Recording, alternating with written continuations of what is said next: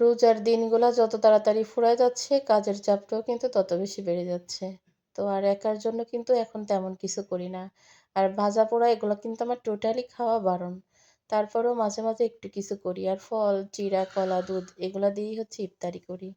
তো আজকে রান্না ছিল হচ্ছে লাল লেয়ার মুরগি রান্না ছিল। শুধুমাত্র একটু বেগুনি বানাইছি। বেগুনিগুলো অনেক সুন্দর বড়, বড় করে বানাইছি কিন্তু। খাওয়া যাবে না। এগুলো আসলে আমার সবকিছু খাওয়া বারণ। তারপরও অল্প করে বানাইছি কিন্তু খাওয়া হয়নি একটাও। মাত্র ১ টা থেকে মানে অর্ধেকটা ছিঁড়ে খাইছিলাম আর খাওয়া হয়নি। তবে ছোলা ভুনাটা অনেক বেশি মজা হইছে। রান্নাটা তো দেখছেন সবাই।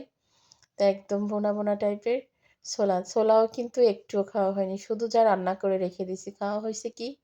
আপেল খাইছি, খেজুর খাইছি অর্ধেকটা।